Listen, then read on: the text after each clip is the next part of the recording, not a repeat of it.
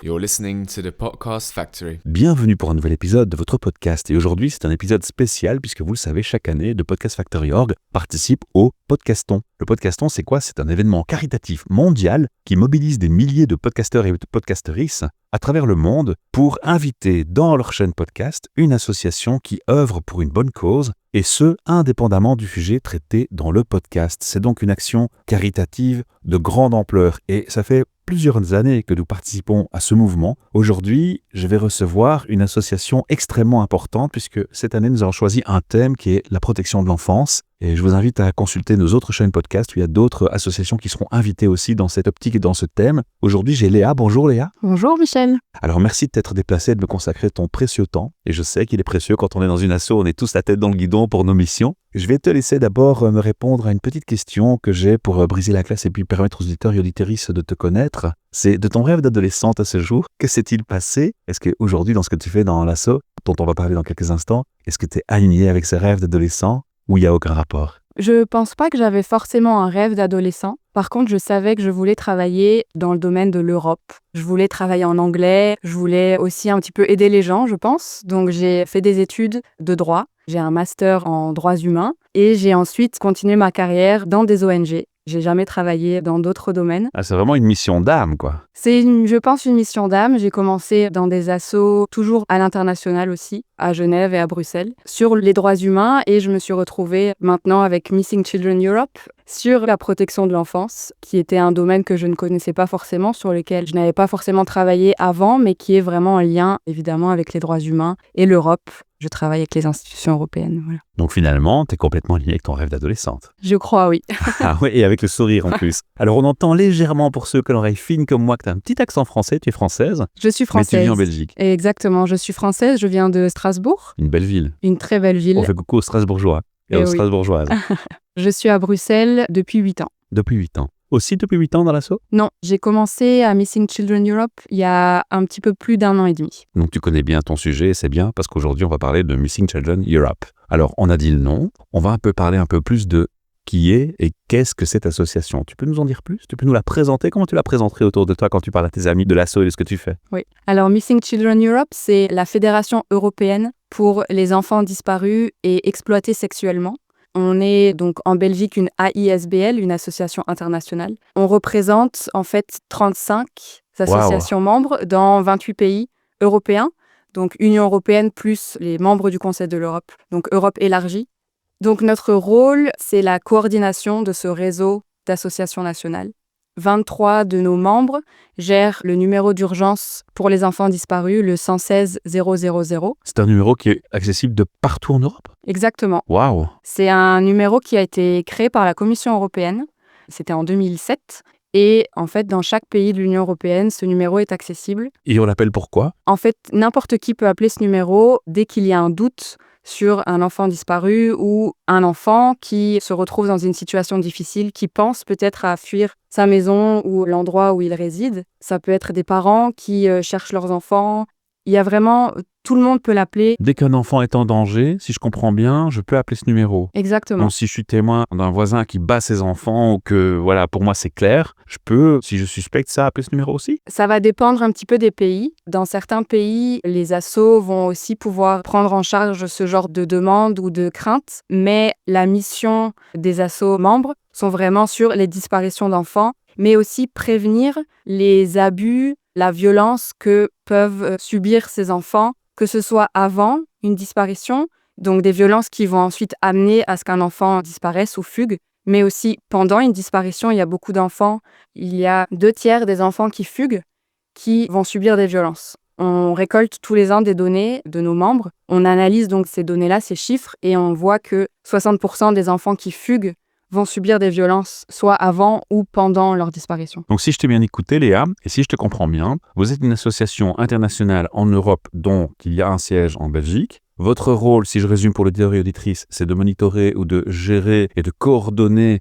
plusieurs associations qui œuvrent pour la protection de l'enfance, tant en violence qu'en disparition, qu'en maltraitance, on est d'accord? Est-ce que vous êtes cependant acteur sur le terrain ou c'est au travers uniquement de ces assos-là que vous avez une action? Et est-ce que vous êtes alors vu comme plutôt un support Est-ce que tu peux clarifier cet aspect-là? Je crois que c'est important que les gens comprennent. Oui, c'est très important. Donc, Missing Children Europe, on ne gère pas nous-mêmes la ligne d'écoute où on ne va pas être en contact direct avec des familles. Tout ce travail de terrain se fait via nos associations au niveau national. Nous, au niveau européen, on va en fait rassembler toutes ces associations, les aider dans leurs pratiques. On va aussi fournir des webinars, des formations. Et ce qui est aussi très important, support, quoi. du support. On va aussi apporter cette collaboration européenne.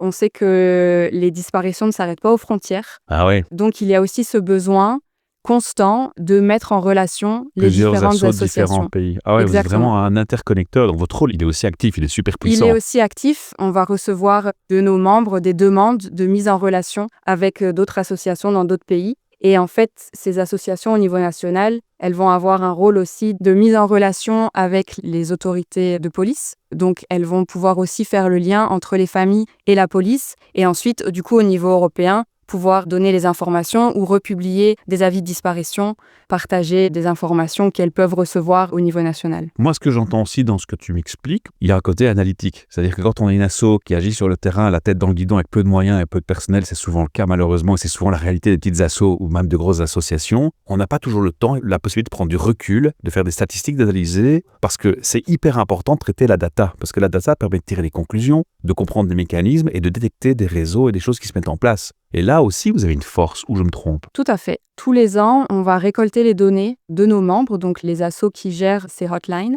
et on va un petit peu analyser les tendances en Europe sur une année. Donc, on va demander aux associations combien de nouveaux cas ils ont eu à traiter dans l'année, combien de contacts ils ont reçus. Donc, on se rend compte qu'il y a énormément d'appels, mais ensuite, le nombre de cas peut être vraiment différent et diminuer parce qu'il y a des gens qui appellent. Il y a des fois pas de suite où les gens appellent pour une crainte ou des questionnements, pas forcément vraiment pour une disparition. Les chiffres sont aussi très importants parce que nous sommes le seul organisme en Europe à collecter ce genre de données. Waouh! Et on se rend compte que le manque de données amène aussi à un manque de politique au niveau européen et au niveau national. Et des décisions qui devraient être Et prises. des décisions Ouais. et des mises en place vraiment au niveau du terrain pour prévenir ces disparitions, mais aussi protéger ces enfants qui peuvent être victimes de violences. Donc la gestion des données, j'entends ici qu'il y a un côté prévention. Donc ça va être une des missions de votre association. J'entends aussi que vous allez regrouper et chapeauter ces organisations pour les mettre en contact. Donc ça va dire que c'est la mission principale aussi. Ici, on parle de disparition. Est-ce qu'on a des chiffres sur ces disparitions? Parce que j'ai envie de savoir, les acteurs de terrain comme toi, qu'est-ce qu'ils ont comme chiffres? Alors, il y a des chiffres officiels de la Commission européenne qui datent de 2013. Pas plus récent? Pas plus récent. Le plus récent, ce seront les chiffres que nous, on récolte auprès de nos membres, mais qui ne reflètent pas vraiment la réalité. Il y a énormément d'enfants qui sont disparus, mais qui ne sont pas portés disparus, soit parce que c'est peut-être un enfant qui a fugué plusieurs fois et les parents sont fatigués et se disent « Oh, de toute façon, il va revenir, donc on va plus contacter le 116, on va plus le déclarer à la police ». Il y a aussi énormément d'enfants migrants non accompagnés qui arrivent en Europe seuls. S'ils disparaissent, Il n'y a personne le il n'y a sait, personne en fait. qui va pouvoir les signaler. On sait qu'entre 2021 et 2023, plus de 50 000 enfants migrants non accompagnés ont disparu après leur arrivée en Europe. La plupart de ces enfants ont sûrement été pris dans les mailles des filets des trafics, des crimes organisés et se retrouvent alors exploités pour beaucoup de raisons, y compris Un trafic de stupéfiants, des choses comme Trafic ça, de ou trafic stupéfiants. d'êtres humains, quoi. trafic d'êtres humains, traite d'êtres humains, exploitation sexuelle, travail forcé, Waouh. mariage forcé. Ah ouais, donc c'est quand même interpellant de voir qu'il y a d'abord des stats qui sont assez vieillottes. Ça, c'est la première chose qui m'interpelle quand je t'entends. Et puis, le nombre est assez impressionnant. Et là, on comprend encore mieux le sens de vos missions et l'importance de vos missions. Il y a d'autres missions de l'asso. Tu peux en parler? Parce que tu parles de disparition, tu parles de violence, tu parles de comprendre. Oui, mon rôle avec Missing Children Europe, je suis responsable du plaidoyer au niveau européen. On va influencer les politiques européennes, faire en sorte qu'on ait des politiques européennes plus fortes, qui protègent mieux les enfants. Et on fait ça aussi avec d'autres ONG à Bruxelles dans le domaine de la protection de l'enfance. On travaille en coalition avec des collègues à Bruxelles. On va rencontrer les députés européens, les commissaires, pour vraiment essayer d'avoir ces politiques européennes qui vont ensuite être mises en place, implémentées au niveau national. Donc, c'est très, très important pour nous aussi. C'est souvent le cas d'associations qui regroupent d'autres associations, c'est parce que derrière se met en place un plaidoyer. Et le plaidoyer, c'est de solliciter le politique pour dire, regardez, voilà, avec des chiffres concrets, on a un poids parce qu'on représente autant d'associations. Donc, c'est plus facilement audible pour le monde politique d'avoir 1, des chiffres, 2, des faits concrets, et 3, surtout le poids d'un regroupement d'associations qui a plus qu'une simple voix. On a plutôt tendance à vous écouter. Alors justement, la question qui va se poser, c'est comment est perçue votre action au niveau de ces politiques ? Est-ce qu'ils sont plutôt réceptifs ? Est-ce qu'ils sont plutôt neutres ? Est-ce que vous avez des réactions qui sont variées fortement en fonction des tendances politiques de chacun ? Alors, on ne va pas rentrer dans la politique, je te rassure, mais je voudrais comprendre quel est votre niveau de challenge. Est-ce que c'est le plus gros de vos challenges ? Et si pas, quels sont vos challenges ? On va passer à la question des challenges. Oui. Je pense que la protection de l'enfance est, disons, assez bien reçue au niveau des politiques européennes. C'est un sujet assez de consensus au C'est niveau plutôt bon signe. des différents partis politiques. C'est plutôt bon signe. On voit ensuite, par contre, un petit peu des dissonances, des discordances quand on va parler de certains groupes d'enfants, par exemple des enfants migrants, les réfugiés, des enfants vulnérables ou de groupes minoritaires, les Roms, les enfants LGBT. Donc, Il y a une il y discrimination a qui est ensuite une présente. discrimination qui peut être présente aussi au niveau européen, Waouh, c'est fou ça. avec des partis politiques qui se retrouvent à avoir plus de pouvoir qu'auparavant et qui rend notre travail aussi plus difficile, Malgré qu'on parle d'enfance. malgré qu'on parle d'enfance. Un des challenges auxquels on fait face, c'est aussi le financement. La plupart de notre financement et de nos fonds viennent de l'Union européenne, mais on se rend compte qu'il y a de plus en plus d'associations qui voient leur financement coupé à cause de nouvelles politiques et de restrictions en fait de la société civile et de l'espace qui est donné à la société civile alors que notre travail est indispensable. Vous êtes aussi localisé à Bruxelles. Et donc, vos moyens, vos ressources dépendent aussi de ce qui se passe en politique à Bruxelles. Alors on ne reçoit pas de financement de Bruxelles ou Directement. au niveau Donc là, national. vous êtes safe un peu vu la situation Oui, actuelle. c'est ça. On se repose vraiment sur les financements européens, mais aussi des financements privés. On travaille avec des fondations, on reçoit des dons de mécènes. On a la chance d'avoir un groupe de personnes qui, chaque année, font des dons. On organise avec eux des événements, on organise un tournoi de golf. On encourage aussi les gens à participer au marathon de Bruxelles et de porter un t-shirt au nom de Missing Children Europe pour aussi faire ce côté de prévention et de sensibilisation aussi auprès du grand public. On appelle ça du buzz ou du bruit. C'est important aussi pour le plaidoyer, parce qu'effectivement, si vous êtes visible, ça a plus de poids aussi dans le plaidoyer auprès du politique, évidemment.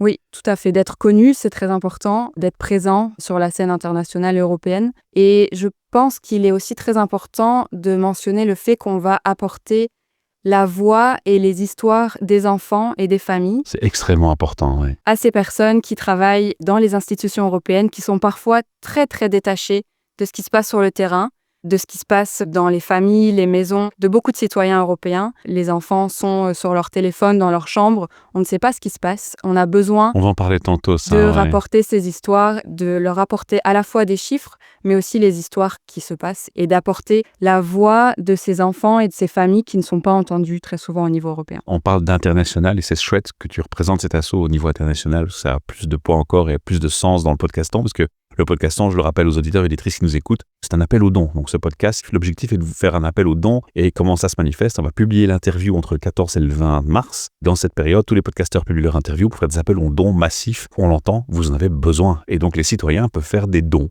C'est hyper important d'être très précis là-dessus. Les citoyens peuvent faire des dons. Alors je disais, tu es en Europe, cependant, tu as dit aussi, on regroupe des associations dans chaque pays. Et on est aujourd'hui ici en Belgique, à Bruxelles. Vient naturellement la question de peux-tu citer des exemples d'associations qui sont membres? C'est, je pense, honorable de les citer pour mettre aussi en avant peut-être le travail, ce qu'ils font avec vous. Par exemple, Child Focus est membre chez vous? Tout à fait. En Belgique, Child Focus est aussi un des membres fondateurs de Missing Children Europe. C'est un partenaire très important pour nous parce que ils sont évidemment basés à Bruxelles, donc aussi facile pour nous d'être en contact avec eux, de pouvoir échanger avec eux sur ce qui se passe vraiment aussi en Belgique, de récolter des histoires et leur donner à eux. On travaille aussi avec eux lors d'événements, on va pouvoir organiser des campagnes ensemble de sensibilisation ou des événements comme le 25 mai. Tous les ans, on célèbre, si on peut dire comme ça, la journée internationale pour les enfants disparus. En 2026, ça aura lieu. Tout à fait. Donc, habituellement, on va faire plutôt une campagne sur les réseaux sociaux, ou partager sur notre site internet. Et l'année dernière, on a fait un événement qui a eu, je pense, une retombée assez importante. On a été aussi mentionné pas mal dans les médias. En fait, on a récolté des chaussures d'enfants de l'association Les Petits Riens à Bruxelles. Et on a formé le chiffre 116 000, donc ce numéro d'urgence pour les enfants disparus. Et on a formé ce chiffre devant le Parlement européen. Et on avait des représentants d'associations, des députés européens aussi qui étaient présents. On a créé en 2024 un groupe de jeunes avec lequel on travaille, qui ont eu dans leur enfance soit un épisode de disparition ou qui ont été victimes de violences aussi dans leur enfance. Donc voilà, on travaille aussi avec ces jeunes parce qu'on veut aussi amener leur voix et rappeler à nos représentants européens l'importance d'écouter ces enfants aussi. Waouh. Alors, il y a une chose que je voudrais aussi dire, parce qu'on parle d'enfants disparus. Moi, j'ai déjà entendu des parents qui, quand c'est une fugue, le problématique, c'est qu'on ne sait pas si c'est un enlèvement ou si c'est une vraie fugue. Et c'est là où cette hésitation aussi met en danger les enfants si on n'est pas assez réactif. On va en parler, mais ce que j'ai aussi parfois compris, c'est que les parents peuvent vite culpabiliser. On a eu une conversation offline, on va peut-être la dévoiler ici. Parfois, et on en parlera tout à l'heure, c'est dans le monde digital, quelqu'un harcèle votre enfant, il subit un chantage ou quelque chose qui fait qu'il est tellement honteux et tellement mal et qu'il ne sait pas en parler à ses parents qu'il préfère fuir. Tu me parlais de ce genre de situation. Oui, bien sûr. Je pense que sur la culpabilité des parents, il n'y en a pas à avoir. Au moindre doute, il ne faut pas hésiter à contacter le numéro 116 000, à contacter la police. Dans les chiffres que nous, on analyse tous les ans, on se rend compte que la raison principale des disparitions par fugue. Les enlèvements existent, les enlèvements criminels, donc que quelqu'un dans la rue, ou voilà, les prédateurs. Les prédateurs, mais ça reste une fraction très, très, très petite de ce qui se passe en Europe. Il y a aussi une autre réalité, c'est les enlèvements parentaux.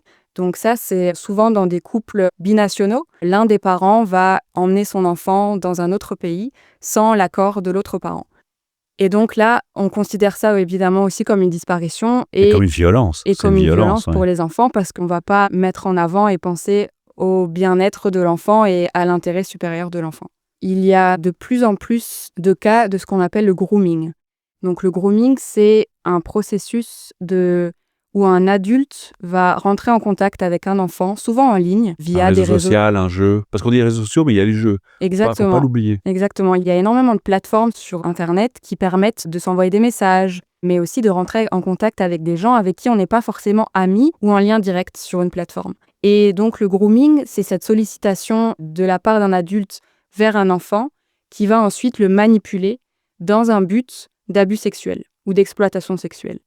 Il y a énormément de cas d'enfants qui vont se retrouver dans cette situation où ils pensent parler à un autre adolescent, ils pensent parler à quelqu'un de leur âge, un garçon ou une fille, et en fait, derrière l'écran, derrière le téléphone ou l'ordinateur portable se trouve un adulte beaucoup plus âgé avec des intentions malsaines. Donc genre, il envoie une photo d'un autre enfant nu pour faire croire que c'est lui et demander et solliciter une photo identique de l'enfant, et après il fait des chantages. Ça peut être ça, oui, tout à fait.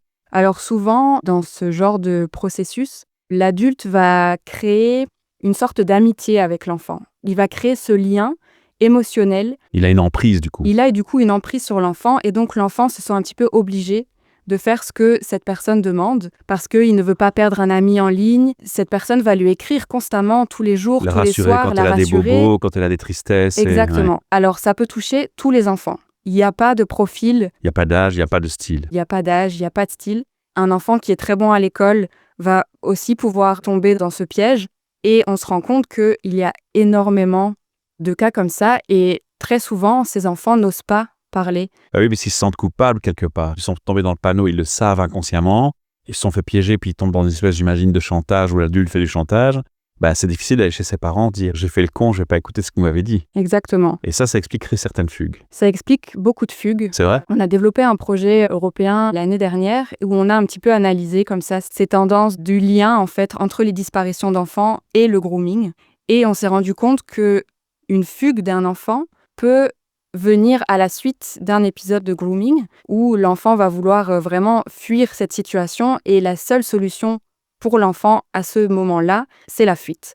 Ce n'est pas de s'ouvrir à ses parents ou à quelqu'un de confiance. Et le pire, c'est que c'est là qu'il se met en danger. Et les violences peuvent aussi arriver, du coup, pendant ces événements de fuite et ces disparitions.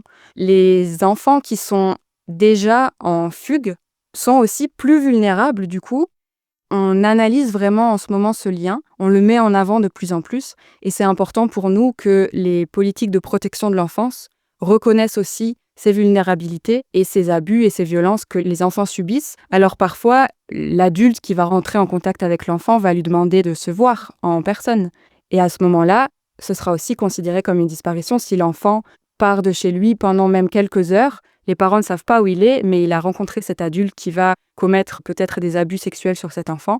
Là aussi, ça va entrer dans le cadre de nos missions de prévention et de protection de ces enfants. On a fait un écart sur une question qui allait arriver plus tard, mais c'est pas plus mal, parce qu'on parle de digital là quelque part. Et dans le monde digital, pour l'instant, il y a un gros changement. C'est l'arrivée des IA. Avant, à l'époque de l'Internet classique, on va dire que l'adulte devait trouver une photo d'un autre enfant, trouver un stratagème, faire tout pour que l'enfant ne demande pas un visio pour voir que tu es vraiment un enfant. Sauf que là, maintenant, le challenge avec les IA, c'est que tu peux créer un personnage virtuel enfant avec une IA et réellement faire croire à un enfant que de l'autre côté, c'est un véritable enfant avec une discussion en live où le visage de la personne d'adulte est changé en enfant pendant qu'il parle avec l'enfant. Donc, comment est-ce qu'on peut faire la prévention? Alors moi, je suis content qu'on ait cette discussion aujourd'hui au micro parce que certes, il y a l'appel aux dons, mais on en profite pour passer des messages importants, pour éveiller les consciences des parents, des enfants qui nous écouteraient aussi. Bien Je crois sûr. que si vous nous écoutez, prenez conscience de ça. Il y a un vrai danger là. Alors, on ne veut pas vous faire peur. On entend assez de boîtes carrées rectangulaires dans le salon qui nous font des angoisses permanentes. C'est pas le but de ce podcast. Mais je crois qu'être conscient des dangers, c'est aussi mieux les prévenir. Tout à fait. Je pense que l'IA amène beaucoup d'opportunités, Positives et négatives. positives Ouais. et négatives. On va pas se mentir, on vit dans un monde qui va être de plus en plus soumis à ces nouvelles technologies. Et malheureusement, elles sont utilisées à des fins malsaines. Alors on parle de l'image, mais on parle de la voix. Parce qu'imagine que tu es un enfant de 14 ans, tu as sur ton GSM, parce que l'autre a réussi à trouver le numéro sans que tu le saches, de l'enfant par un autre contact à lui où il fait aussi du chantage ou autre chose. L'enfant reçoit un appel et il entend la voix de sa propre mère ou de son propre père qui a été trafiqué ou récupéré quelque part.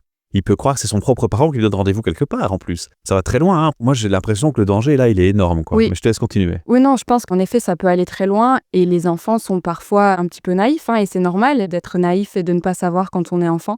Mais ce qui est très important, c'est d'oser en parler à un adulte de confiance. La meilleure prévention, si je te comprends bien, c'est instaurer le dialogue à la maison sans tabou. Parce que si on a confiance, donc 1, confiance, 2, dialogue, et 3, pas de tabou, c'est quand même plus facile de faire la prévention et d'expliquer à son enfant les dangers et d'en parler. Si on n'en parle pas, Exactement. l'enfant, il est vraiment dans le panneau plus rapidement. Exactement. Parler des dangers d'Internet, oser parler à son enfant de ce qui peut se passer, avec qui ils peuvent rentrer en contact sur Internet et les prévenir des dangers. Ça, c'est très important. Et c'est ce que fait et ce que font nos associations au niveau national. Elles vont aller dans les écoles, elles vont créer des campagnes de sensibilisation, que ce soit des petits clips ou même des jeux. Il existe des petits jeux qu'on peut faire dans une école avec des enfants pour leur donner un petit peu aussi cette sensibilité et de pouvoir reconnaître les signaux de danger. Et aussi pour les parents, de reconnaître ces signaux. Si un enfant a vraiment un changement de comportement, que ce soit dans son alimentation ou dans la manière dont il va s'habiller ou son comportement à la maison, est-ce qu'il reste beaucoup plus renfermé, être tout le temps sur son téléphone? Il y a des histoires aussi d'enfants qui reçoivent des cadeaux très très chers ou qui ont des sommes d'argent qui tout d'un coup tombent comme ça. D'où elles viennent? En fait, c'est souvent derrière des adultes qui font ce grooming et qui vont ensuite pouvoir abuser de ces enfants sans que les parents ne s'en rendent compte. On va aussi mettre en avant des assos comme celles qui sont membres chez vous, comme Child Focus. Moi, je voudrais partager un truc que j'ai découvert et que je sais parce que j'ai travaillé chez cet opérateur. Il y a un opérateur belge national qui collabore avec Child Focus et en fait, ils envoient une personne de l'opérateur et une personne de Child Focus dans les écoles chaque année et ils font de la prévention cyber, donc cybersécurité et de la prévention pour les enfants. Ce genre d'action aide aussi à la prévention, mais je crois qu'il n'y a rien à faire. La première prévention, c'est les parents avec les enfants. Et j'ai envie de rajouter à ce que tu as dit, que dans les astuces de prévention qu'on pourrait donner, ce serait de ne pas être trop moralisateur.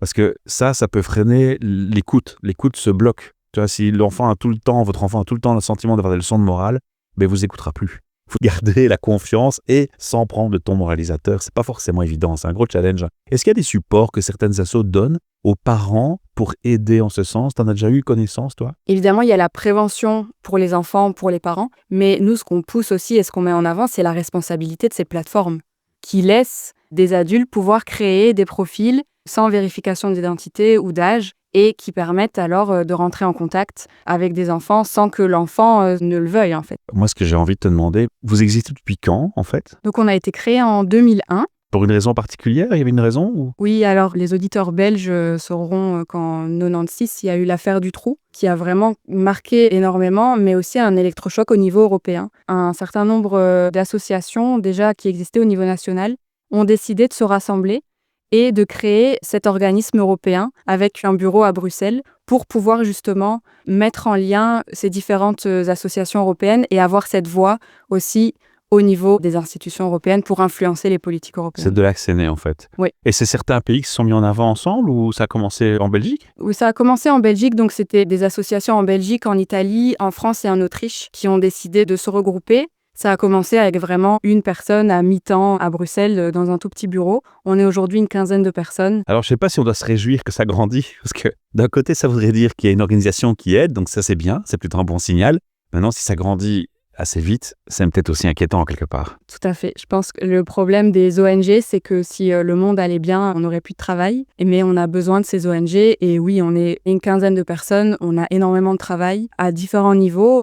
J'ai des collègues qui font plutôt la communication, les campagnes de sensibilisation. On a tout ce qui est plaidoyer au niveau européen. Des projets européens aussi où on va amener différents partenaires ensemble pour développer, par exemple, une nouvelle formation ou un guide, un manuel, récolter encore plus de données. Et quand tu parles de formation, c'est des formations sur quoi, par exemple? On peut donner un exemple? Alors, on travaille avec des médiateurs familiaux européens. Donc, dans le cadre de ces enlèvements parentaux, il y a des médiateurs qui vont pouvoir, aussi dans différentes langues, faire un petit peu le lien entre les parents et trouver une solution de médiation, donc à l'amiable, pour éviter aussi d'aller jusque devant des tribunaux pour pouvoir régler des conflits familiaux. Parce que souvent, en fait, les enlèvements parentaux arrivent vraiment en dernier recours d'un conflit familial. Alors moi, j'ai travaillé en centre d'appel et je connais bien les problématiques des centres d'appel et des numéros. On en a parlé un peu tantôt, c'est que parfois on reçoit des appels qui ne sont pas censés arriver sur cette ligne-là. Je trouve que ce serait quand même important que dans ce podcast, on mentionne précisément dans quel but cette ligne a été créée. On l'a dit tantôt, mais on va le répéter et on va surtout répéter ce pourquoi elle n'est pas faite. Parce que je ne voudrais pas que la conséquence de ce podcast qui est censé vous aider et qui est censé être un appel aux dons et mettre en avant votre talent et votre travail magnifique que vous faites, ne finisse par vous saboter sur les appels que vous recevriez à tort. Donc, quels sont les cas où, non, c'est pas ce numéro-là qu'il faut appeler? Ou plutôt, quels sont les cas où il faut appeler? Alors, je vais me concentrer sur les cas où il faut appeler.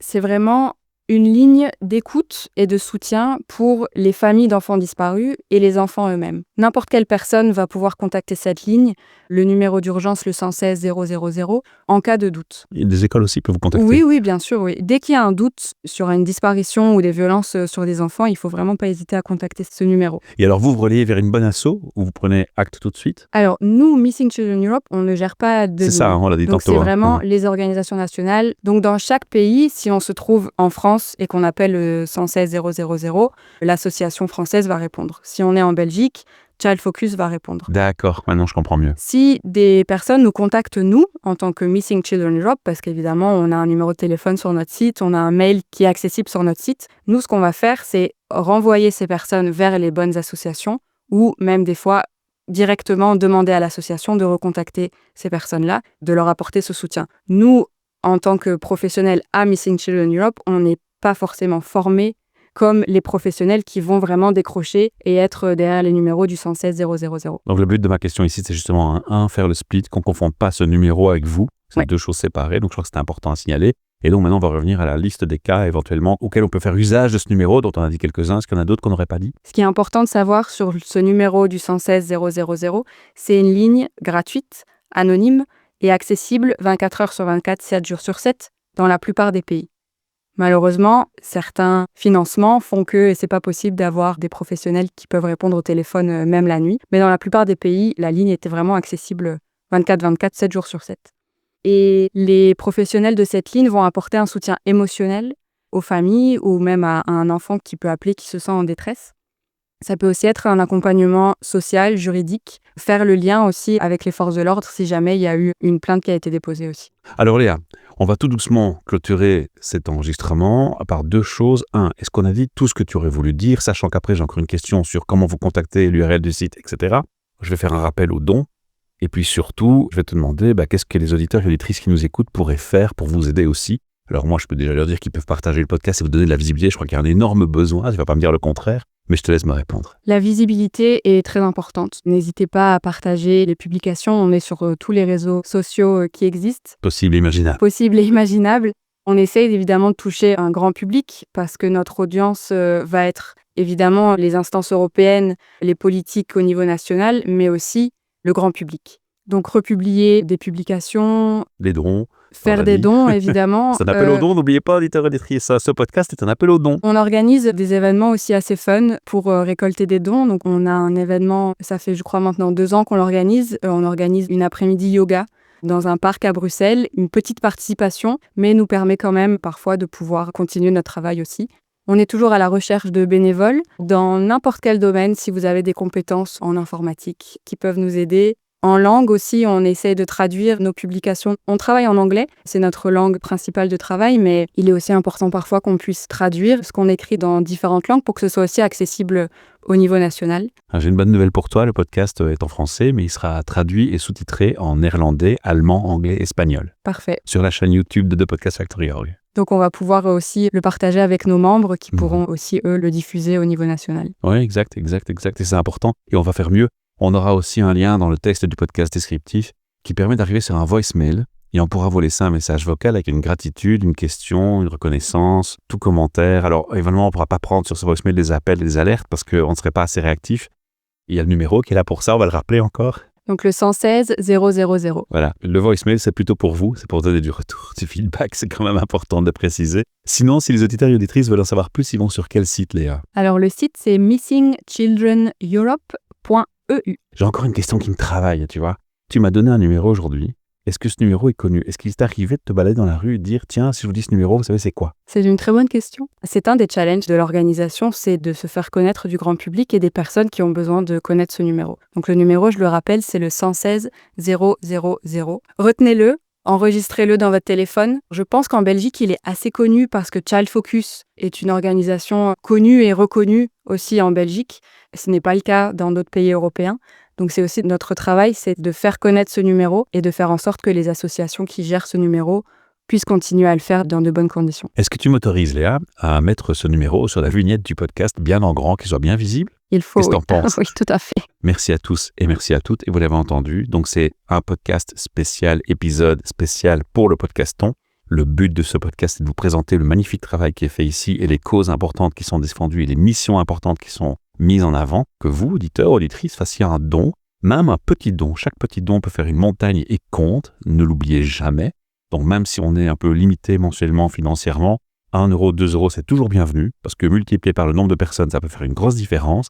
Et puis si vraiment, c'est pas possible, simplement partagez ce podcast, faites-le circuler. Vous l'avez entendu, la visibilité est aussi importante que les dons. Et si vous avez du temps et que vous êtes bénévole et que vous avez envie d'aider cette association, eh bien, ils recherchent des bras, des cerveaux et des compétences. Léa, est-ce qu'on peut clôturer sur cette touche? Oui, merci beaucoup Michel. Je t'en prie, merci à toi, à bientôt. Ce projet podcast est une initiative créée et proposée par l'ASBL de Podcast Factory Org avec le sponsor de Transforma BXL Innovation Playground, espace de coworking à Ever. Depuis janvier 2025 et pour 5 années, nous sommes aussi sponsorisés par Plugin Company, notre opérateur de bornes et de cartes de recharge privilégié. The Podcast Factory Org est très fier d'être membre de Kaya, coalition des écopreneurs et écopreneureux, et de collaborer avec le Love Health Center. Vous retrouverez tous les épisodes de tous nos podcasts sur le site whatsyourstory.be. N'oubliez pas de vous abonner à notre chaîne YouTube de Podcast Factory Org. Nous y proposons le podcast en format vidéo avec la transcription en sous-titres en plusieurs langues.